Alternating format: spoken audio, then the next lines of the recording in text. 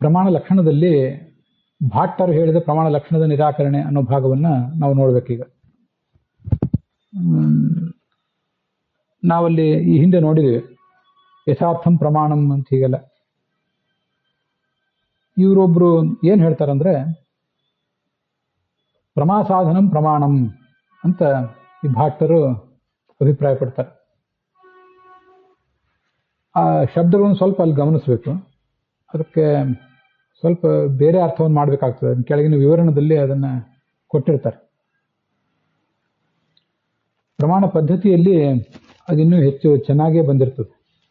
ಇಲ್ಲಿ ಈ ಯಥಾರ್ಥಂ ಪ್ರಮಾಣಂ ಅಂತ ನಾವು ಲಕ್ಷಣ ಹೇಳಿದ್ದೇವೆ, ಯಥಾರ್ಥ ಜ್ಞಾನ ಸಾಧನಂ ಪ್ರಮಾಣಂ ಅಂತ ಹೀಗೆಲ್ಲ. ಅವರು ಈ ಜ್ಞಾತತಾ ಸಾಧನಂ ಪ್ರಮಾಣಂ ಅಂತ ಅಭಿಪ್ರಾಯ ಪಡ್ತಾರೆ. ಮೂಲ ಪ್ರಮಾಣ ಲಕ್ಷಣದಲ್ಲಿ ಇರೋದು ಪ್ರಮಾಸಾಧನಂ ಪ್ರಮಾಣಂ ಅಂತ. ಪ್ರಮಾಸಾಧನಂ ಪ್ರಮಾಣಂ ಅಂತ ಅವ್ರ ಲಕ್ಷಣ ಹೇಳ್ತಾರೆ, ಆದರೆ ಅದು ಸರಿಯಲ್ಲ ಅಂತ. ಆ ಪ್ರಮಾ ಅಂದ್ರೆ ಏನು? ಅಲ್ಲಿ ಪ್ರಮಾ ಅಂದ್ರೆ ಜ್ಞಾತತಾ ಅಂತಲೇ ಅರ್ಥ. ಜ್ಞಾತತಾ ಅಂತ ಅನ್ನೋದಕ್ಕೆ ಏನು ಅರ್ಥ ಅದನ್ನು ಮುಂದೆ ನೋಡೋಣ ಮತ್ತೆ. ಅದಕ್ಕಾಗಿ ಕೆಳಗೆ ಅನುವಾದ ಮಾಡುವಾಗ ಜ್ಞಾತತಾ ಎಂಬ ಪ್ರಮಾಕ್ಕೆ ಸಾಧನವಾದದ್ದು ಪ್ರಮಾಣ ಎನ್ನುವ ಭಾಟ್ಟ ಮೀಮಾಂಸಕರ ಲಕ್ಷಣ ಅದು ಸರಿಯಲ್ಲ. ಯಾಕೆಂದ್ರೆ ಜ್ಞಾನ ವ್ಯತಿರಿಕ್ತ ಪ್ರಮಾಯ ಪ್ರಮಾಣಾಭಾವಾತ್ ಅಂತ ಆಚಾರ್ಯರ ವಾಕ್ಯ ಇದೆ. ಜ್ಞಾನಕ್ಕಿಂತ ಹೊರತಾಗಿ ಮತ್ತೊಂದು ಪ್ರಮಾ ಅಂದರೆ ಜ್ಞಾತತಾ ಎಂಬ ಇನ್ನೊಂದು ಧರ್ಮ ಇದೆ ಅಂತ ಹೇಳಲಿಕ್ಕೆ ಯಾವುದೇ ಆಧಾರವಿಲ್ಲ. ಕೆಳಗಡೆ ಅದನ್ನು ವಿವರಣದಲ್ಲಿ ಬರೆದಿದ್ದಾರೆ. ಜ್ಞಾನದ ಹೊರತಾಗಿ ಜ್ಞಾತತಾ ಎಂಬ ಇನ್ನೊಂದು ವಸ್ತು ಇದೆ ಅಂತ ಅನ್ನೋದಕ್ಕೆ ಯಾವುದೇ ಆಧಾರ ಇಲ್ಲ ಅಂತ.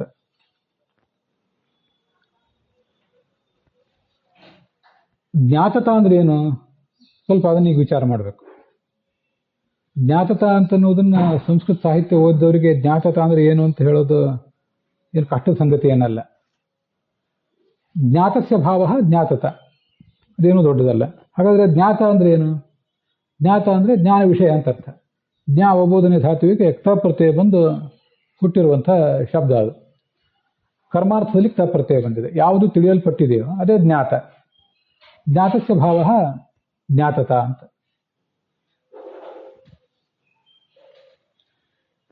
ಈ ಜ್ಞಾತತ ಅಂತ ಅನ್ನೋದನ್ನು ನಾವು ಇಷ್ಟು ಸುಲಭವಾಗಿ ತಿಳ್ಕೊಂಡಿದ್ದೇವೆ ಈಗ. ಆದರೆ ಈ ಮೀಮಾಂಸಕರು ಅದೊಂದು ರೀತಿ ಬೇರೆ ಒಂದೇನೋ ನಿರೂಪಣೆ ಮಾಡ್ತಾರೆ. ಅದನ್ನು ನೀವು 579ನೇ ಪುಟದಲ್ಲಿ ವಿವರಣೆ ಅಂತಿದೆ, ಅಲ್ಲಿ ನೋಡಬಹುದು. ಘಟಜ್ಞಾನ ಬಂದ ಮೇಲೆ ನಮಗೆ ಜ್ಞಾತಃ ಘಟಃ ಅಂತ ಅನುಭವ ಬರೋದು ಎಲ್ಲರಿಗೂ ಗೊತ್ತಿದೆ. ನನಗೆ ಈ ವಸ್ತು ತಿಳಿಯಿತು ಅಂತ. ಜ್ಞಾತಃ ಅಂದರೆ ಏನರ್ಥ? ಜ್ಞಾನ ಉಳ್ಳದ್ದು ಅಂತ ಅರ್ಥ. ಅವ್ರು ಹಾಗೆ ತಿಳ್ಕೊಂಡಿದ್ದಾರೆ. ಜ್ಞಾತಃ ಅಂದರೆ ಜ್ಞಾನ ಉಳ್ಳದ್ದು ಅಂತ ಅರ್ಥ ಹೇಗೆ ಅಂತ ನಿಮಗೆ ಕೇಳುವವರಿಗೆ ಗೊಂದಲ ಆಗಬಹುದು. ಅದಿರಲಿ. ಜ್ಞಾತಃ ಅಂದರೆ ಜ್ಞಾನ ಉಳ್ಳದ್ದು ಅಂತ ಅರ್ಥ. ಆದರೆ ಜ್ಞಾನ ವಸ್ತುತಃ ಇರುವುದು ಎಲ್ಲಿ? ಆತ್ಮನಲ್ಲಿ. ಅಥವಾ ನಾಸ್ತಿಕರೇ ಮಾತಾಡ್ತಾರೆ ಅಂತ ತಿಳ್ಕೊಂಡ್ರು ಕೂಡ ಜ್ಞಾನ ಇರುವುದು ಮೆದುಳಿನಲ್ಲಿ, ಮನಸ್ಸಿನಲ್ಲಿ. ಅದು ಅದರ ಸಂಬಂಧ ಜ್ಞಾನ ಅನ್ನೋದು ಘಟದಲ್ಲಿ ಬರೋದು ಹೇಗೆ? ಹೀಗೊಂದು ನಮಗೆ ಜಿಜ್ಞಾಸೆ ಬಂದ್ಬಿಡ್ತದೆ. ಅದಕ್ಕೆ ಜ್ಞಾತಃ ಅಂದರೆ ಜ್ಞಾತತಾ ಎಂಬ ಧರ್ಮ ಉಳ್ಳದ್ದು ಅಂತ ಅರ್ಥ ಅವ್ರ ದೃಷ್ಟಿಯಿಂದ. ಜ್ಞಾತತಾ ಎಂಬ ಧರ್ಮ ಎಲ್ಲಿ ಇರ್ತದಲ್ಲ ಅದೇ ಜ್ಞಾತ. ಈ ಜ್ಞಾತತಾ ಎಂಬ ಧರ್ಮಕ್ಕೆ ಸಾಧನವಾದಂಥ ಜ್ಞಾನವನ್ನು ಪ್ರಮಾಣ ಅಂತ ಹೇಳೋದು. ಇದು ಭಾಟ್ಟ ಮೀಮಾಂಸಕರಲ್ಲಿ 2 ಪ್ರಭೇದ ಇದೆ. ಪ್ರಾಭಾಕರ ಮೀಮಾಂಸಕರು, ಭಾಟ್ಟ ಮೀಮಾಂಸಕರು ಅಂತ. ಅದರಿಂದ ಭಾಟ್ಟ ಮೀಮಾಂಸಕರ ವಾದ ಅಂತ ಇಲ್ಲಿ ಬಂದಿದೆ. ನಾವೀಗ ಮನುಷ್ಯಸ್ಯ ಭಾವ ಮನುಷ್ಯತ್ವಂ, ಘಟಸ್ಯ ಭಾವ ಘಟತ್ವಂ, ಪಟಸ್ಯ ಭಾವ ಪಟತ್ವಂ, ಹಾಗೆ ಜ್ಞಾನಸ್ಯ ಭಾವ ಜ್ಞಾತತ್ವಂ ಅಂತೆಲ್ಲ ತಿಳ್ಕೊಂಡಿದ್ದೀವಲ್ಲ. ಜ್ಞಾತಸ್ಯ ಭಾವ ಜ್ಞಾತತ್ವಂ ಅಂತ ನಾವೇನು ಹೇಳ್ತೀವಲ್ಲ, ಅದು ಭಾವ ಅನ್ನೋ ಅರ್ಥದಲ್ಲಿ ಹೇಳ್ತೀವಿ.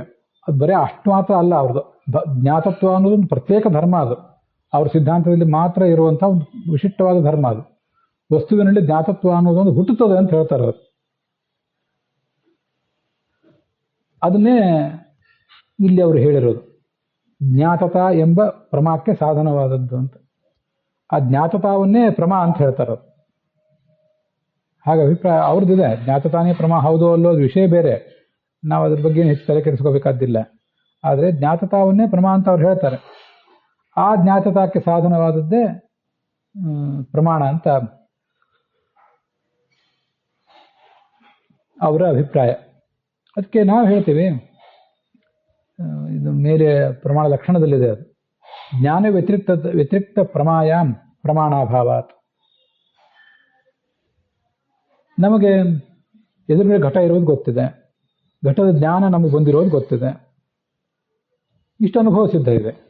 ಅದಕ್ಕಿಂತ ಹೊರತಾಗಿ ಆ ವಸ್ತುವಿನಲ್ಲೊಂದು ಜ್ಞಾತತ ಅನ್ನೋದು ಹುಟ್ಟುತ್ತದೆ ಅಂತಂತೀರಲ್ಲ, ಅದು ನಮಗೆ ಅನುಭವ ಸಿದ್ಧ ಅಲ್ಲ. ಮತ್ತೆ ಪ್ರಮಾ ಅಂದರೆ ಯಥಾರ್ಥ ಜ್ಞಾನ. ನಮ್ಮ ದೃಷ್ಟಿಯಲ್ಲಿ ಪ್ರಮಾ ಅಂದರೆ ಯಥಾರ್ಥ ಜ್ಞಾನ. ಜ್ಞಾನ ಅಂದರೆ ಬರೇ ನಾಲೆಜ್ ಅಂತ ಅರ್ಥ, ಪ್ರಮಾ ಅಂದರೆ ಟ್ರೂ ನಾಲೆಜ್ ಅಂತ ಅರ್ಥ. ಆದ್ದರಿಂದ ಜ್ಞಾನ ಅನ್ನೋದು ಅಜ್ಞಾನವೂ ಆಗಬಹುದು, ಸುಜ್ಞಾನವೂ ಆಗಬಹುದು. ಪ್ರಮಾ ಅಂದರೆ ಯಥಾರ್ಥ ಜ್ಞಾನ, ಸುಜ್ಞಾನ ಅಷ್ಟೇ. ಇಷ್ಟು ನಮ್ಗೆ ಗೊತ್ತಿದೆ, ಇದು ಅನುಭವ ಸಿದ್ಧ ಇದೆ. ಇದೆಲ್ಲದಕ್ಕಿಂತಲೂ ಹೊರತಾಗಿ ಪ್ರಮಾ ಅನ್ನೋದೊಂದಿದೆ. ಆ ಪ್ರಮಾ ಅಂದ್ರೇ ಜ್ಞಾತತ್ವ ಅಥವಾ ಜ್ಞಾತತ.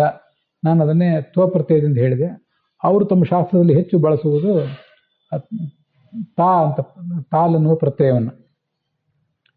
ಹೀಗೆ ಜ್ಞಾತತ ಅನ್ನುವುದೇ ಪ್ರಮಾ ಅಂತ ಅವರು ಅಂತಾರೆ. ಆದರೆ ಜ್ಞಾನಕ್ಕಿಂತ ಹೊರತಾಗಿ ಅಂಥ ಒಂದು ಜ್ಞಾತತ ಇದೆ ಅನ್ನುವುದಕ್ಕೆ ಏನೂ ಪ್ರಮಾಣ ಇಲ್ಲ. ಅದು ಅನುಭವ ಸಿದ್ಧ ನಮಗಲ್ಲ. ಆದ್ದರಿಂದ ನಾವು ಅದನ್ನು ಒಪ್ಪೋದಿಲ್ಲ ಅಂತ ಅದರ ಅಭಿಪ್ರಾಯ ನಮ್ಮದು. ಅದಕ್ಕೆ ತುಂಬ ಸರಳವಾಗಿ ಅಲ್ಲಿ ಮುಂದೆ ವಿವರಣೆ ಇದೆ. ನೀವು ಜ್ಞಾತ ಅಂದರೆ ಜ್ಞಾನ ಒಳ್ಳೆದ್ದು ಅಂತ ಅರ್ಥ ಯಾಕೆ ಮಾಡ್ಕೊಂಡ್ರಿ? ಇದು ತುಂಬ ಸರಳವಾಗಿ ಕ್ಷಪ್ರತ್ಯಯ ಓದಿದವರಿಗೆಲ್ಲ ಇದು ಗೊತ್ತಿದ್ದೇ ಇದೆ. ಈಗ ರಾಮ ಗ್ರಾಮಂ ಗತಃ, ರಾಮೇಣ ಗ್ರಾಮ ಗತಃ, ಎರಡೂ ಥರ ಪ್ರಯೋಗ ಮಾಡ್ತೀವಿ. ರಾಮ ಗ್ರಾಮಂ ಗತಃ ಅಂತ ಹೇಳಿದಾಗ ಇದು ಕರ್ತಾರ್ಥದಲ್ಲಿ ಕ್ಷಪ್ರತ್ಯಯ ಬಂದಿದೆ. ಆ ಗತಿ ಅನ್ನೋದು ರಾಮನಲ್ಲೇ ಇದೆ, ಅದು ಒಪ್ಪೋಣ.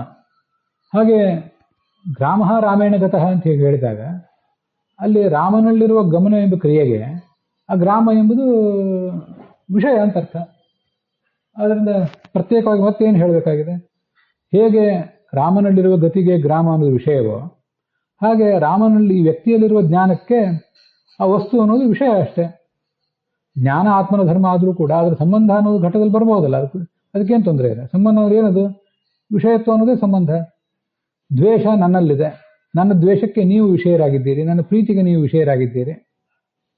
ದ್ವೇಷ ಅನ್ನೋದು ಆತ್ಮಧರ್ಮ ಆದರೂ ಕೂಡ ಅದಕ್ಕೆ ವಿಷಯ, ಆ ವಿಷ ಅಂತ ಅನ್ನೋದು ಅಲ್ಲಿ ವಿಷ ಅಂತ ಬರೆದಿದ್ದಾರೆ. ವಿಷವು ನಮಗೆ, ನಾವು ದ್ವೇಷಕ್ಕೆ ಪಾತ್ರ, ವಿಷ ಬೇಡ ಅಂತ ನಾವು ರಿಜೆಕ್ಟ್ ಮಾಡ್ತೇವೆ. ಆ ವಿಷ ಅನ್ನೋದು ವಿಷಯವಾಗಿದೆ. ಆದ್ದರಿಂದ ವಿಷಂ ದುಷ್ಟಂ ಅಂತ ಹೇಳ್ತೀವಿ.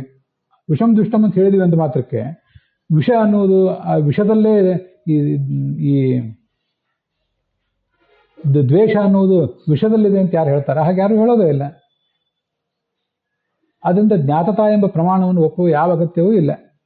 ಜ್ಞಾತತಾವೇ ಪ್ರಮಾ ಅಲ್ವೇ ಅಲ್ಲ ಅಂತ ನಮ್ಮ ಅಭಿಪ್ರಾಯ. ಜ್ಞಾತತ ಅಂದರೆ ಜ್ಞಾನ ವಿಷಯತ್ವ ಅಂತ ಅರ್ಥ, ನಾವು ಒಪ್ಪಿದ್ದು. ನೀವು ಜ್ಞಾನ ವಿಷಯತ್ವವೇ ಜ್ಞಾತತ ಅಂತ ಹೇಳಿದರೆ ನಮ್ದೇನೋ ಆಕ್ಷೇಪ ಇಲ್ಲ.